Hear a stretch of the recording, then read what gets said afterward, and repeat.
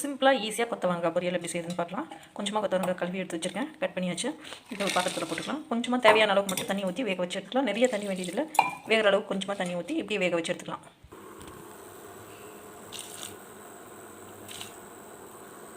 மூடி வச்சு வேக வச்சு எடுத்துக்கலாம்.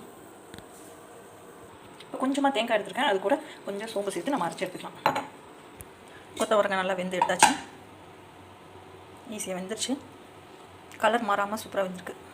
தேங்காய் அரைச்சி எடுத்தாச்சு. தாளிக்கிறதுக்கு உளுந்து, சீரகம், கருவேப்பிலை, வரமிளகாய்.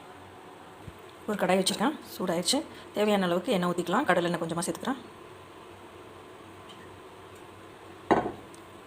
எண்ணெய் சூடாகிடுச்சு. தாளிக்க வேண்டிய ஐட்டம் எல்லாம் போட்டுக்கலாம்.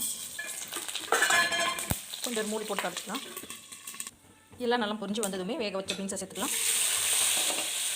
இப்போ தேவையான அளவுக்கு உப்பு சேர்த்துக்கலாம்.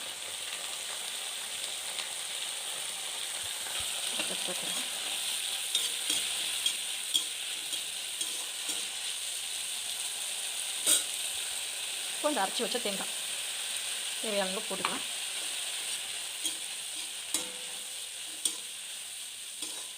சூப்பரான கொத்தவரங்காய் பொரியல் ரெடி ஆயிடுச்சு. ரொம்ப சிம்பிளாக பண்ண போகிறோம், ஈஸியாக இருக்கும், சாப்பிட்றதுக்கு ரொம்பவே டேஸ்ட்டாக இருக்கும். கண்டிப்பாக ட்ரை பண்ணி பாருங்கள்.